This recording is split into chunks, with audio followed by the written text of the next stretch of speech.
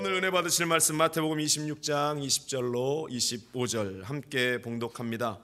저물 때에 예수께서 12제자와 함께 앉으셨더니 그들이 먹을 때에 이르시되 내가 진실로 너희에게 이르노니 너희 중에 한 사람이 나를 팔리라 하시니 그들이 몹시 근심하여 각각 여짜오되 주여 나는 아니지요. 대답하여 이르되 나와 함께 그릇에 손을 넣는 그가 나를 팔리라.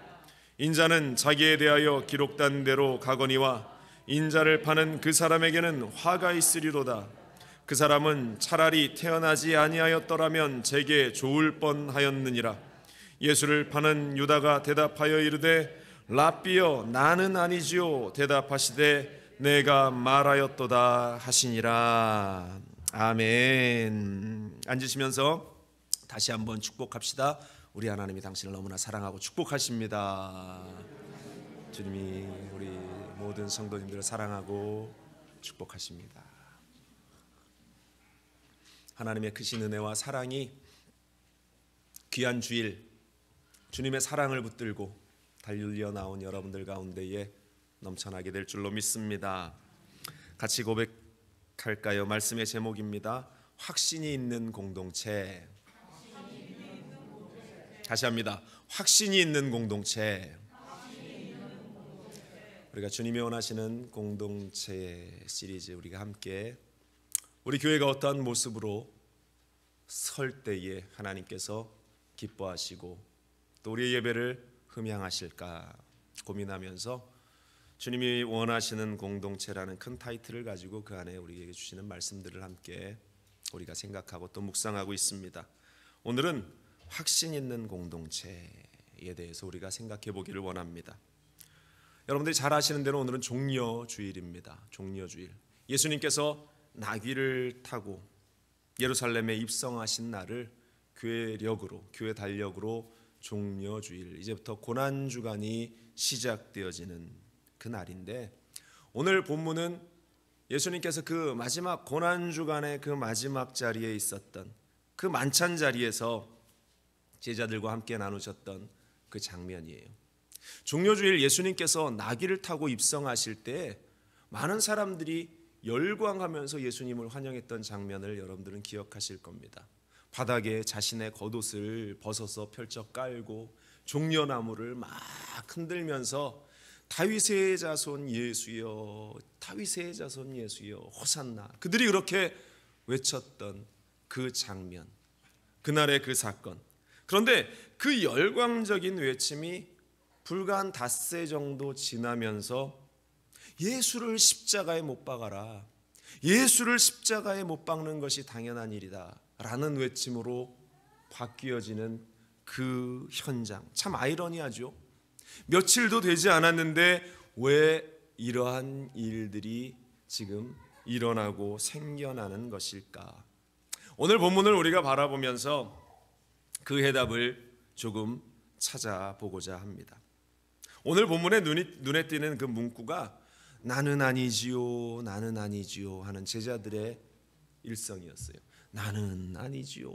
제자들이 그렇게 이야기하고 있는데, 이 이야기가 제자들에게, 이 이야기가 가룟 유다에게서 나오는데, 예수님께서 마태복음 26장 21절에 하신 말씀에 대한 그러한 대답이었죠. 21절에 이렇습니다. 그들이 먹을 때에 이르시되 내가 진실로 너희에게 이르노니 너희 중에 한 사람이 나를 팔리라. 식사 가운데 예수님께서 하셨던 그 말씀. 그런데 제자들은 이 말씀에 대해서 그것을 진지하게 받아들였는지 아닌지 모르겠습니다만 22절에 그들의 대답은 이렇죠. 그들이 몹시 근심하여 각각 여짜오되 주여 나는 아니지요, 이렇게 대답하고 있는 장면. 주님 나는 아니지요. 에이 설마 주님 내가 예수님을 팔아넘기는 그러한 배신자가 되겠습니까? 저는 아닐 거예요 라고 이야기하는데, 3년 반이나 예수님을 따라다녔던 그 제자들의 입술에 조금의 의심도 없는 그러한 이야기들이 나왔어야 하는데, 그들은 나는 아닐 거예요, 설마 나는 아니지요?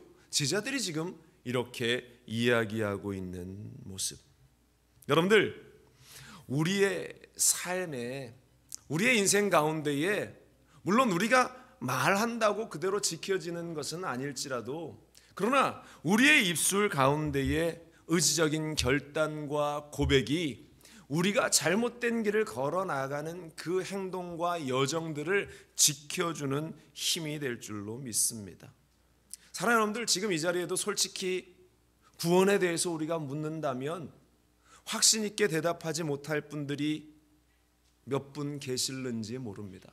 당신이 정말 주님이 부르실 때에 천국의 자리에, 하나님의 그 구원의 자리에 설 수 있을 것이다, 확신하십니까? 라고 우리가 질문했을 때 갈 수 있을 것 같기는 한데요 라고 대답하시는 분이 있을는지도 모르겠습니다. 아니요, 우리는 그렇게 반응해서는 안 되죠. 주님께서 우리에게 말씀하신 대로 나는 하나님이 나에게 주신 구원을 결코 놓치지 않고 구원받는 자가 됩니다. 나는 구원의 자리에 서 있는 자가 될 것을 나는 확신합니다. 여러분들의 고백 가운데 그러한 확신이 있기를 주님의 이름으로 간절히 축원을 드립니다. 그래서 개인과 또 그 개인들이 모여있는 이 신앙 공동체 가운데에서는 우리가 예수 그리스도로 말미암아 구원받았다라는 구원의 확신이 넘쳐나는 곳이 되어야 할 줄로 믿습니다. 더불어 그 확신 있는 공동체에게 주시는 축복이 우리의 것임을 확신할 수 있는 우리가 될 수 있기를 간절히 축원을 드립니다. 더불어 확신 있는 교회 공동체에게 주시는 부흥을 또 확신할 수 있는 우리가 될 수 있기를 주님의 이름으로 간절히 축원을 드립니다. 한 가지 더 우리가 확신 있게 고백해야 할 것은 하나님께서 우리에게 주시는 꿈과 비전대로 우리 교회에 하나님이 원하시는 예배의 장소를 허락하시고 하나님의 그 예배의 복된 장소를 우리에게 허락해 주실 것이다. 성전의 그 놀라운 축복을 우리에게 주실 것이다. 여러분들 확신 있게 고백할 수 있게 되기를 오늘 이 시간 주님의 이름으로 간절히 축원을 드립니다. 그래서 날마다 입술로 고백하는 것이 굉장히 중요한데, 주님께서 우리에게 그렇게 고백하라고 주의 기도, 우리가 늘 예배 때마다 고백하지 않습니까? 주기도문을 우리가 외고 또 외고 또 외고, 기도가 안 나올 때 또 주기도문으로 기도하고, 제가 아는 한 목사님은 항상 목사님들 모일 때마다 그렇게 얘기하세요. 목사님들 우리 주기도문 하십시다. 원로 목사님이시니까 또 다 목사님들이 따라서 하늘에 계신 우리 아버지여 이렇게 고백을 해요. 주님이 가르쳐 주신 그 고백 아닙니까? 마태복음 6장에 이렇습니다. 그러므로 너희는 이렇게 기도하라. 하늘에 계신 우리 아버지여, 이름이 거룩히 여김을 받으시오며 나라가 임하시오며 뜻이 하늘에서 이루어진 것 같이 땅에서도 이루어지이다. 오늘 우리에게 일용할 양식을 주시옵고 우리가 우리에게 죄 지은 자를 사하여 준 것 같이 우리 죄를 사하여 주시옵고 우리를 시험에 들게 하지 마시옵고 다만 악에서 구하시옵소서. 나라와 권세와 영광이 아버지께 영원히 있사옵나이다. 아멘. 여러분들, 이렇게 고백하는 것, 그래서 우리가 말에는 힘이 있다라고 이야기하는 것입니다. 우리가 말을 하게 되면 그 말이 우리의 귀에 들리면서 우리가 생각을 하게 되는 것입니다. 또 생각을 하게 되면 우리 가운데에 믿음의 씨가 심어져서 그것이 자라나기 시작하는 것입니다. 이것을 늘 이야기하셨던 것이 조윤기 목사님이 4차원의 영성이라는 것을 통해서 생각하고 꿈꾸고 믿고 말하라 늘 이야기하시면서 강조하셨던 내용인데, 그것이 조윤기 목사님의 혼자만의 주장이 아니라 이것은 2000년 전에 이미 예수님께서 우리에게 말씀하시고 가르쳐 주셨던 그러한 말씀이에요. 그래서 우리는 자꾸 입술로 고백해야 하는 것입니다. 우리의 입술로 내 인생은 잘 될 것이다 고백하고, 우리의 입술로 내 삶은 하나님의 은혜 가운데 있을 것이다 고백하고, 우리의 입술로 나의 삶은 구원받을 것이다 고백하는 그 모든 일들, 그를 통해서 하나님께서 우리에게 확신을 심어주실 줄로 믿습니다. 그래서 예배 때마다 우리가 사랑을 고백하는 거예요. 옆에 분들에게 내가 사랑을 고백할 때에 이것이 단지 말뿐이 아니라 정말로 내 안에 사랑하는 마음이 그 고백들을 통해서 생겨나고, 또 우리 공동체 가운데에 자리하고 그 사랑이 서로를 세워나가는 힘이 되어지는 것.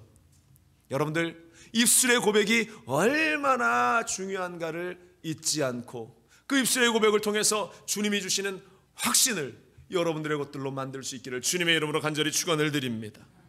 그런데 오늘 본문의 제자들은요, 그러한 믿음이 없으니까, 확신이 없으니까 그 입에 또 반대적으로 나는 아니지요, 나는 아니지요, 이렇게 그들은 의심 섞인 말을 계속 내뱉고 있는 것입니다.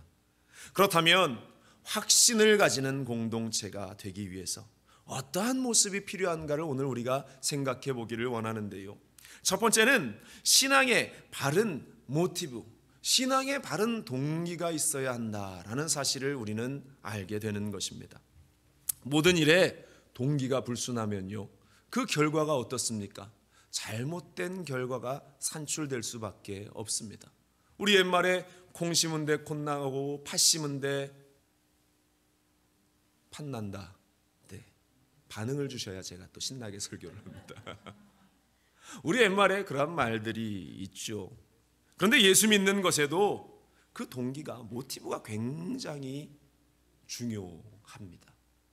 우리가 예수를 믿는 그 이유가 왜 있는가? 여러분들 이 자리에 왜 앉아 있으십니까? 오늘 여러분들이 아침부터 서둘러 준비하면서 예쁘게 단장도 하고, 우리 집사님들, 권사님들 예쁘게 화장도 하고, 또 우리 장로님들, 우리 집사님들 양복도 잘 멋지게 차려입고 주님의 전에 서둘러서 준비해서 오셨는데 이 자리에 왜 우리가 있는가? 여러분들, 그것에 대해서 끊임없이 우리는 스스로에게 질문을 던져야 할 줄로 믿습니다. 왜 내가 예수 그리스도를 믿고 있는가? 왜 내가 내 시간도 드리고 물질도 드리고 여러 가지 환경도 드리면서 예수를 믿고 있는가? 그리고 어떤 결과가 나에게 주어질 것인가? 이 시카고 분들은 링컨이라는 대통령을 굉장히 사랑하는 것 같습니다. 제가 시카고에 처음 왔을 때 자동차를 이렇게 몰고 가면서 가장 놀랬다, 신기했던 것은 자동차 번호판 뒤에 늘 이러한 말이 써 있었던 것을 제가 봤어요. 랜드 오브 링컨이라는 이름이 번호판에 이렇게 탁 써 있었어요. 그래서 저는 처음에 링컨이 일리노이주에서 태어난 줄 알았습니다. 그런데 링컨의 고향은 켄터키 주더구만요. 그런데 링컨의 그 정치적인 고향이 여기서 주의원을 하고 상원의원을 하고, 그리고 나서 바로 대통령이 되었던, 그것 때문에 이 시카고 사람들은 이 링컨에 대해서 굉장한 자부심을 가지고 있는 것 같습니다. 제가 왜 이 말씀을 드리냐면, 오늘 본문에 등장하는 사람, 예수님을 팔아먹었던 사람이 가룟 유다라는 이 사람인데, 이 가룟 유다가 굉장히 명석하고 똑똑한 사람이었던 것 같습니다. 우리는 예수님을 팔아먹었기 때문에 이 사람은 인간 말종이야 라는 그러한 개념이 머릿속에 가득하기 때문에 이 사람에 대해서 굉장히 좋지 않은 그러한 시각, 물론 좋지 않은 사람이죠. 그런데 이 하위급으로 우리가 생각을 하는데, 당시 예수 공동체의 그러한 제자들, 무리들 가운데에 돈꾀를 맡았던 사람이 이 가룟 유다입니다. 굉장히 정치적으로도 눈이 밝았던 사람이 가룟 유다입니다. 굉장히 똑똑한 것, 모든 것을 가지고 있었던 그 사람인데, 그 사람이 결국 마지막에 예수님을 배반하게 되면서 역사가 끝나는 그 순간까지 이 가룟 유다는 배신자라는 그러한 타이틀이 그 이름 앞에 붙여져서 불리게 되었다라는 것이죠. 예수님께서도 그것을 아시면서 안타까운 마음 가운데 마태복음 26장 24절에 이렇게 말씀하셨어요.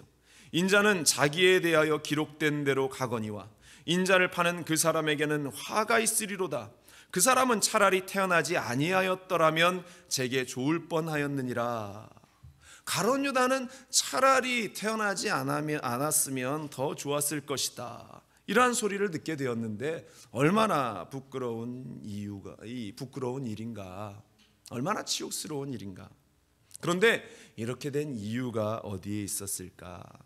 성경은 이 가룟 유다가 예수님 제자 공동체에 참여하게 된 그 배경에 대해서 자세히 설명하고 있지는 않습니다. 다른 제자들은 예수님이 부르시고 또한 다른 제자들을 예수님께서 이끌어 오셨던 그 이야기들이 기록되어 있는데, 가룟 유다에게는 그러한 이야기가 자세히 등장하고 있지 않은데, 아무튼 그가 굉장한 열심을 가지고 있었던 것은 분명하고 모든 사람들도 인정할 만큼 그렇게 명석하고 또 열정적이었던 사람인 것은 분명해요. 앞서 말씀드린 대로 이 제자 그룹에 재정을 맡겼어요. 돈깨를 맡았단 말입니다. 여러분들 회사를 운영할 때 재정을 담당시키는 사람이 누굽니까? 믿을 수 있는 사람, 신뢰할 수 있는 사람에게 그 재정을 맡기지 않습니까? 그런데 이 가룟 유다는 그렇게 예수님 공동체 가운데, 제자 무리들 가운데 열심을 냈던 데는 다른 이유가 있었다라는 것이죠.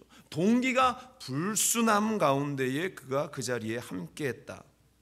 이 가룟 유다는 예수님의 그 능력들을 보면서 예수님이 당시 자신들을 압제하고 있는 로마 나라로부터 해방시킬 정치적인 메시아, 정치적인 구원자다라는 생각을 가지면서 예수님을 따라갔고, 나중에 예수님이 왕이 되셨을 때 자기도 이 12명의 제자 가운데 들어가면 한 자리를 분명히 차지할 수 있을 것이다라는 그 기대감을 가지고 그 공동체에 함께 했는데, 시간이 지나면서 예수님은 오히려 기득권 세력들과 대립하기 시작하고, 예수님이 그 권력을 가진 자들과 함께 어울리는 것이 아니라 가난한 자, 과부, 배고픈 자, 병든 자, 이런 사람들만 하고 어울리는 모습을 보면서 마음에 자신의 생각과 너무 다르다, 자신이 처음 가졌던 이 공동체에 함께했던 그러한 이 동기와 너무 다르다는 것을 그가 보면서 결국 실망하고 배반의 자리에 서게 되었다라는 것입니다. 여러분들, 우리가 믿음을 가진 이 자리, 여러분들에게 제가 질문 드렸던 대로 왜 이 자리에 여러분들이 있습니까? 라는 질문 속에서 여러분들이 바른 동기를 가지고 있지 않으면 이 자리 가운데에서 다가오는 인생의 수많은 시험들과 문제들 앞에서 우리는 실망하고 이 예수님 공동체를 우리는 떠나가는 그러한 안타까운 사람이 될 수밖에 없다라는 사실입니다. 그렇다면 우리는 어떠한 동기를 가지고 이 자리에 있어야 하는가? 이사야 43장 1절 이하는 우리에게 바른 믿음의 이유와 동기를 제공하고 있습니다. 이렇습니다. 야곱아, 너를 창조하신 야훼께서 지금 말씀하시느니라. 이스라엘아, 너를 지으신 이가 말씀하시느니라. 너는 두려워하지 말라. 내가 너를 구속하였고 내가 너를 지명하여 불렀나니 너는 내 것이라. 내가 물 가운데로 지날 때에 내가 너와 함께 할 것이라. 강을 건널 때에 물이 너를 침몰하지 못할 것이며 내가 불 가운데로 지날 때도 타지 아니할 것이요 불꽃이 너를 사르지도 못하리니 대전 나는 야훼 내 하나님이요 이스라엘의 거룩한 이요 내 구원자임이라. 내가 너를 애굽을 너의 속량물로 구스와 스바를 너를 대신하여 주었노라. 한마디로 우리 하나님께서 우리의 창조자가 되시고 우리의 구원자가 되시기 때문에 우리의 믿음의 자리, 우리가 예수 그리스도를 믿어야 하는 그 이유는, 가장 첫 번째 이유는 오직 나를 구원하신 그 주님에 대한 감사와 기쁨을 가지고 이 예배의 자리에 서야 한다라는 것입니다. 다른 이유가 아니에요. 나한테 사업이 잘 되게 하셨기 때문에, 아니요. 나를 치료하셨기 때문에, 아니요. 나에게 어떠한 좋은 일들을 주셨기 때문에, 아니요.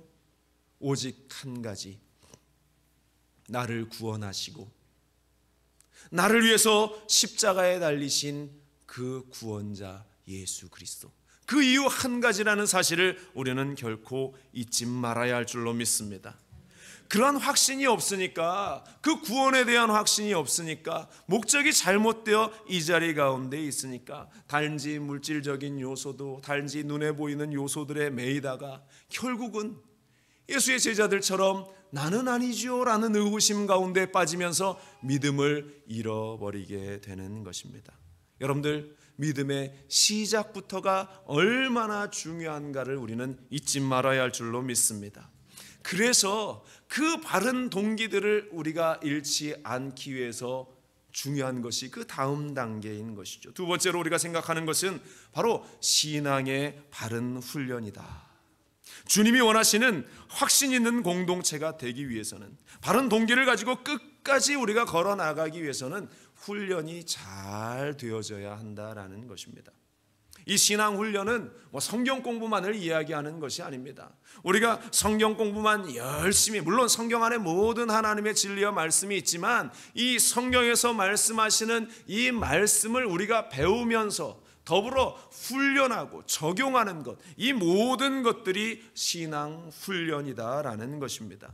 그래서 말씀을 공부하고 또 기도를 훈련하고 또 봉사하고 또 헌금도 훈련하고 헌신도 훈련하는 그러한 모든 과정을 함께 이야기하는 것이 신앙 훈련이다라고 하는 것이죠.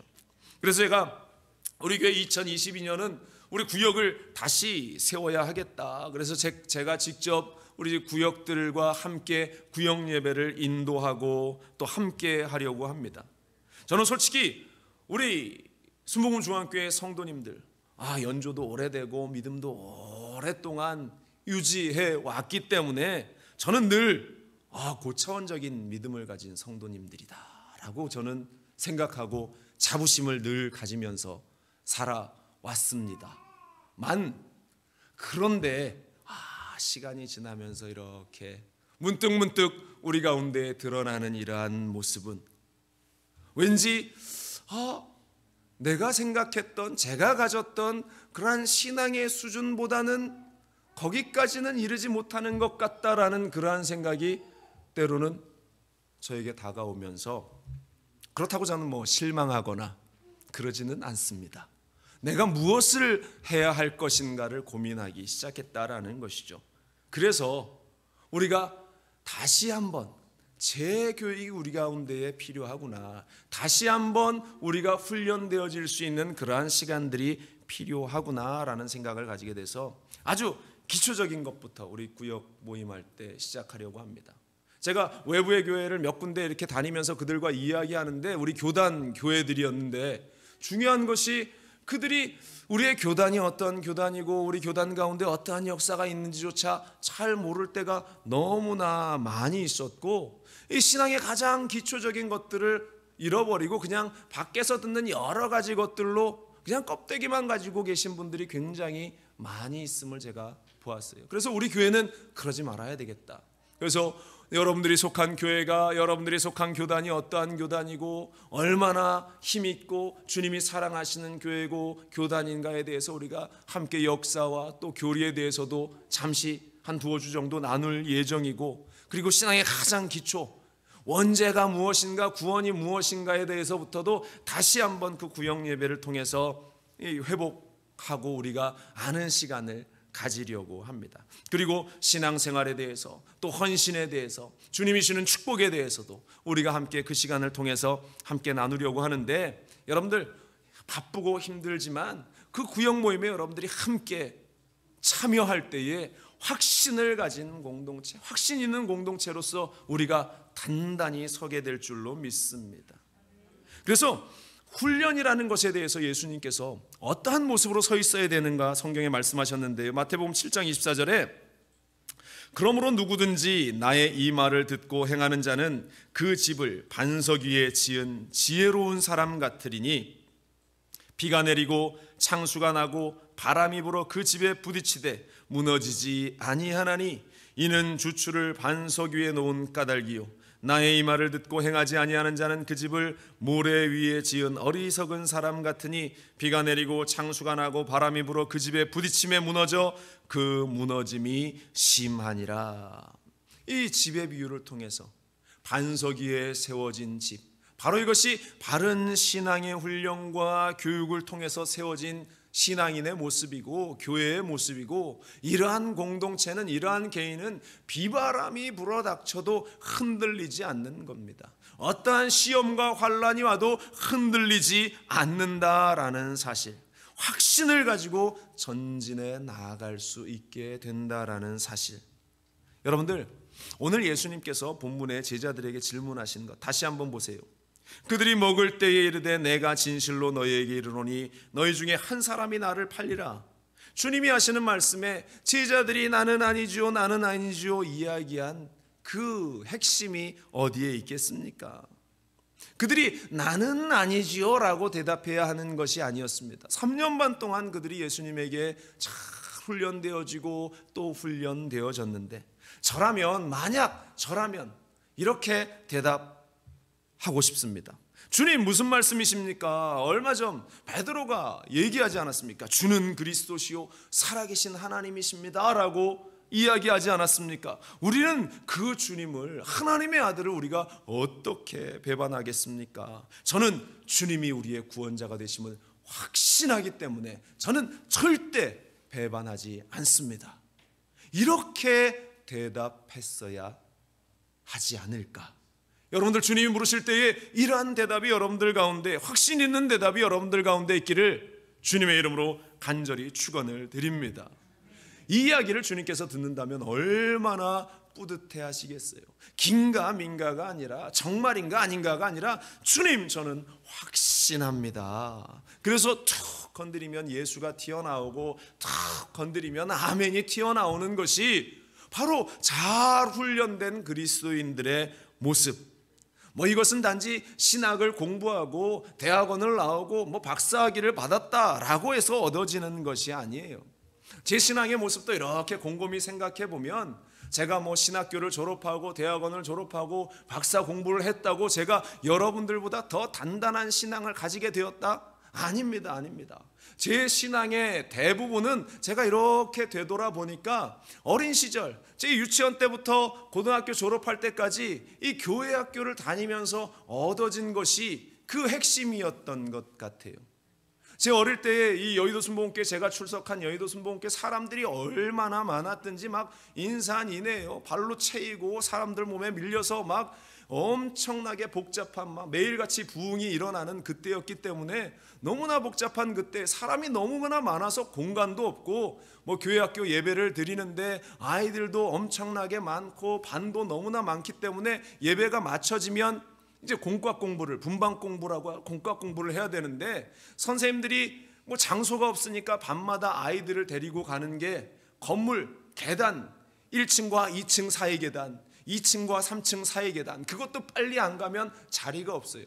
이 건물 빌딩에 계단이 있으면 얼마나 말소리가 울립니까? 저 13층 꼭대기에서 아 하는 소리가 1층까지 다 들려요. 그런데 밤마다 그렇게 앉아서 웅성웅성 되는데도 선생님 말이 어떤 이야기인지도 잘 들리지 않지만 귀를 쫑긋 세우면서 들었던 그때의 이 신앙의 이야기, 성경의 이야기, 하나님의 이야기들, 그 이야기들이 제 마음 가운데에 아마도 깊이 각인되었던 것 같습니다. 그래서 저는 분명히 이야기할 수 있어요. 제 신앙의 대부분은 그때에 자리 잡혀진 것이다. 정말로 시설도 좋지 않고 상황도 좋지 않은 그 시절. 그런데 그때의 시설들과 그때의 환경들과 시스템들을 우리가 보면서 오늘날과 비교하면 정말로 형편이 없고 정말로 아무것도 아닌 그러한 상황이다라고 우리가 여겨지는데, 사실 오늘날 시스템도 좋고 시설도 좋고 환경도 좋은 곳에서 훈련받았다, 교육받았다라고 하는 신앙인들의 모습이 제가 볼 때는 결코 그때에 미치지 못하고 있다라는 것을 저는 단언코 이야기할 수 있습니다. 왜 그럴까? 우리는 거기에 대해서 많은 질문을 던져야 할 줄로 믿습니다. 그렇다면 결론은 그렇게 나겠죠. 우리의 신앙은 시설이 아니고 시스템이 아니고 어떠한 그러한 어떤 체계에서부터 비롯되는 것이 아니다라는 것. 그것이 중요하지 않다라는 말씀이 아닙니다. 그것이 중요하지 않다라는 말씀이 아니라 그것이 핵심은 아니다라는 것을 말씀드리죠. 그렇다면 핵심은 어디에 있는가? 과거의 일을 떠올려 보면 그때에 헌신했던 사람들의 모습, 그때에 열심을 가졌던 교사들의 모습, 그때에 정말로 자신의 삶을 다해서 헌신하고 충성했던 그 사람들의 모습. 저 어릴 때 선생님만 생각해도 이 신학생들이 대부분이었는데 자신의 사비를 털면서 아이들에게 짜장면을 사주고 간식을 사주고, 그때 교회에서 재정적인 후원이나 이런 게 어디에 있습니까? 사비를 털어서 그 모든 일을 하는데 서로 교사하려고 하고 서로 충성하고 봉사하고 성가대 하려고 하고 구역장 하려고 하고 얼마나 그 경쟁이 치열했는지 하고 싶다고 다 하지 못했어요. 그런데 어느 날은 하라고 해도, 제발 하셔야 한다 해도 안 한다, 못 한다, 시간 없다. 백인영 선생님 마스크를 여기까지. 그러한 상황이 바로 이것이 그 이유가 아닌가. 이것은 단지 교회 학교의 모습만은 아닙니다. 제가 힘들지만 1년간 구역을 그렇게 직접 양육하면서 구역장을 세우려고 하는데, 그 일들을 통해서 우리 안에 하나님에 대한 확신, 그 일들을 통해서 우리 안에 이 교회 공동체에 대한 확신, 내가 서 있어야 하는 이유에 대한 확신, 그 확신을 가지면서 우리 교회 안에 서로 내가 교회 학교를 위해서 봉사하겠습니다. 우리 안에서 또 내가 성가대로 봉사하겠습니다. 우리 안에서 또 내가 목사님 나 구역장 시켜주십시오. 내가 구역장에서 우리 구역을 부흥시키겠습니다. 이러한 결단과 다짐이 일어나는 그러한 공동체, 그러한 우리 교회가 될 수 있기를 소망하는 마음으로 애쓰려고 합니다. 힘쓰려고 합니다. 여러분들 가운데에 그러한 열심과 열정이 생겨날 수 있는 주님의 은혜가 있기를 간절히 축원을 드립니다. 그렇다고 오늘 본문을 보면서 예수님께서 하신, 그렇다면 3년 반의 그 사역은 제자들을 허투루 가르친 것이 아니냐라는 질문을 하고 싶은 분들이 있을는지 모릅니다. 여러분들, 아니죠. 예수님이 하신 그 교육과 그들에게 보여주신 것은 어느 순간보다 탁월한 것이었습니다. 그러나 여러분들 기억해야 할 것은 모든 것에는 때가 있다라는 것이죠. 씨를 뿌릴 때가 있으면 거둘 때가 있다라는 사실. 씨를 뿌려놓고 당장 열매를 거둔다, 그렇다면 농사가 될 일은 없습니다. 아무도 열매를 거둘 수 없습니다. 인내와 기다림이 있는 것이죠. 결국 성급함이라고 하는 것은 공동체를 깨뜨리는 그러한 요소가 될 것입니다. 3년 반이나 예수님과 함께 하시면서 그들에게 가르치시고 예수님의 기적도 보이시고 능력도 나타내 보여주셨는데, 이제 그 제자들에게 그 교육이 꽃을 피는 그때가 언제였느냐? 바로 오순절 성령 강림의 때였다라는 것이죠. 주님께서 말씀으로 훈련받은 그들이 비로소 확신을 가진 공동체가 되는 것, 성령 강림 사건 이후. 오늘 세 번째로 우리가 생각해 보는 그러한 말씀이 바로 성령 충만이다라는 것입니다. 그래서 확신 있는 공동체와 개인이 되기 위해서 세 번째 과정이 성령 충만. 성령을 우리가 받지 못하면 아무리 많은 교육을 받고 아무리 많은 훈련을 받았다 할지라도 그것이 확신 있는 고백으로 자리하지 못한다라는 것입니다. 제자들과 같이 나는 아니죠 라고 이야기할 수밖에 없는 그런 수준에 밖에 머물 수 없다라는 것입니다. 나에게 조금 축복이 있으면 주님 앞에서 하하호호 하다가 시험이 조금 다가오고 문제가 다가오면 낙심이 돼서 도망가 버리고 배반해 버리게 되는 그러한 모습, 제자들의 모습이 바로 그러한 것이었습니다. 마태복음 26장 22절에 그들이 몹시 근심하여 각각 여짜오되 주여 나는 아니지요. 지금 예수님의 말 한마디 앞에 이들이 안절부절하면서 이야기하고 있는데, 조금 이후에 그들은 완벽한 배반자로 가룟 유다뿐만 아니라 다른 모든 제자가 그렇게 됩니다. 26장 56절에 이에 제자들이 다 예수를 버리고 도망하니라. 예수님이 잡혀가는 그때에 주님 나는 아니지요, 설마 나는 아니지요 라고 제자들이 이야기했는데, 불과 몇 시간 지나지 않아서 예수님을 다 버리고 도망하는 배반자가 되어버렸다. 가룟 유다만 그런 것이 아니라, 베드로만 그런 것이 아니라 모두가 다 그렇죠.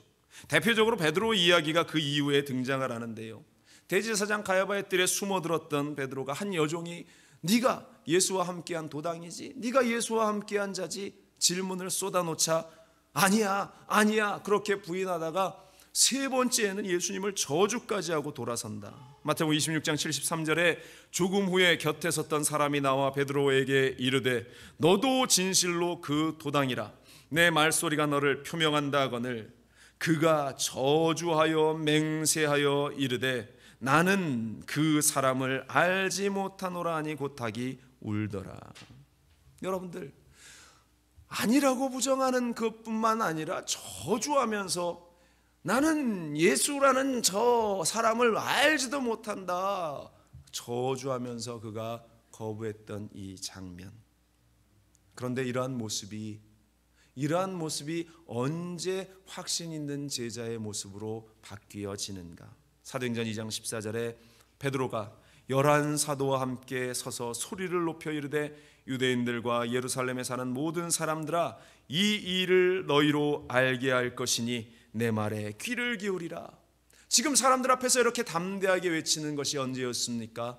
성령의 충만함을 받고 난 이후에. 그들이 성령의 충만함을 받으니까 사람들 앞에 담대히 서서 예수 그리스도를 증거하고 확신 있는 메시지를 전할 수 있는 그리스도인, 주의 제자가 되었다라는 사실이죠. 저는 굉장히 수줍음이 많은 사람입니다. 저는 죽어도 사람들 앞에 서는 것을 싫어하는 사람이에요. 그런데 제가 어떻게 여러분들 앞에서 이렇게 말씀을 전할 수 있겠습니까? 우리 교회뿐만 아니라 막 사람들 수백 명, 수천 명이 모인 자리에서 제가 어떻게 설교하고 말씀을 전할 수 있겠어요? 제 힘으로는, 제가 가진 기질로는 저는 그렇게 할 수 없습니다. 그러나 성령이 내 안에 계시고 성령의 충만함과 예수 그리스도께서 주신 확신이 내 안에 있으니까 많은 이들 앞에서 예수 그리스도께서 나의 구원자가 되시고 우리의 구원자가 되시고 능력이 되신다라는 것을 증거할 수 있는 것 아닙니까? 그러므로 우리가 기억해야 합니다. 우리 공동체가, 우리 개인이 확신을 가지기 위해서는 성령의 충만함을 받는 자들이 되어야 한다. 성령이 내 안에 있을 때 흔들리지 않는 확신을 가지고 우리가 세상을 살아나갈 수 있는 것입니다. 사도 바울이 말합니다. 에베소서 5장 17절에 그러므로 어리석은 자가 되지 말고 오직 주의 뜻이 무엇인가 이해하라. 술 취하지 말라. 이는 방탕한 것이니 오직 성령으로 충만함을 받으라. 성령으로 충만함을 받으라. 사랑하는 여러분들, 성령으로 충만함 받게 되기를 주님의 이름으로 간절히 축원을 드립니다. 요즘 우리가 등 따숩고 배가 부르니까 사실 성령의 충만함을 구하지 않습니다. 기도하지 않습니다. 그냥 이렇게 내가 한 주에 한 번 교회 나오고 신앙생활하는 것으로 충분히 내가 예수 믿는다라는 이름표를 달고 다닐 자격을 가질 수 있다라고 생각합니다. 그러나 아니다라는 사실, 여러분들, 우리가 성령의 충만함을 받지 않으면 내 안에 가졌던 그 구원의 확신과 내 안에 가졌던 예수 그리스도의 사랑과 열정들이 점점 사그라듭니다. 그것이 식어지기 시작하고 꺼져버리는 지경까지 이르게 된다. 결국 그럴 때에 이 제자들처럼 나는 아니죠, 설마 내가 구원받지 못하는 것은 아니죠, 구원의 확신과 은혜를 누렸던 사람이 결국 나는 아니죠까지 전락되면서 나중에는 결국 나는 예수를 모르는 사람이다, 나는 예수와 상관없는 사람이다, 이러한 배반자가 될 수밖에 없다라는 사실, 여러분들의 개인, 가정, 우리 교회의 공동체가 우리 주 예수 그리스도께서 주시는 확신으로 가득 채워질 수 있기를 간절히 바랍니다. 고난주간이 시작되는 이 기간 동안 호산나 다윗이여 외쳤던 이들이 예수를 못 박아라 외치는 자들로 변했던 것처럼 우리의 신앙이 그렇게 변질되지 않기를 바랍니다. 호산나 다윗의 자손이여 외쳤던 우리가 더 큰 목소리로 하나님을 예배하고 찬양하고 영광 돌리는 확신 있는 사람들, 세상에 나아가서 예수 그리스도를 증거하고 전할 수 있는 확신 있는 그리스도인들, 여러분들, 우리 교회가 그와 같은 확신 있는 자가 될 수 있기를 간절히 축원을 드립니다. 이를 위해서는 말씀드린 대로 우리의 신앙의 모티브, 동기가 분명해야 하고, 또한 우리가 신앙으로 잘 양육되어져야 하고 성장해야 하고, 뿐만 아니라 성령의 충만함으로 그것을 지켜나가고 더 발전시켜 나아갈 때 우리는 확신 있는 공동체가 된다. 여러분들, 오늘 종려주일 또 시작되는 고난 주간 가운데에 여러분들 주님을 팔아먹는 자가 되지 않기를 바라고, 주님을 더 자랑하고 증거할 수 있는 우리가 되기를 주님의 이름으로 간절히 축원을 드립니다. 기도하겠습니다. 사랑의 하나님, 예수님의 제자 공동체가 얼마나 확신 없는 모습으로 예수님 앞에 서 있었던가 우리가 봅니다. 우리는 그렇게 되지 않기를 바랍니다. 확신 있는 자로서 구원의 확신과 축복의 확신과 은혜의 확신과 또한 주님이 나와 함께 하신다라는 그러한 확신 있는 믿음을 가지고 이 세상을 담대하게 살아나가고, 누군가 우리에게 물어볼 때에 나는 구원받은 자입니다 라고 고백하고 또 자랑할 수 있는 우리가 되게 하여 주옵소서. 우리 교회 공동체가 그렇게 되기를 원하오니 주님 우리와 함께하여 주옵소서. 주님께 감사드리며 모든 영광 주님께 올려드립니다. 이 모든 말씀으로 주 예수 그리스도의 이름으로 간절히 기도합니다. 아멘.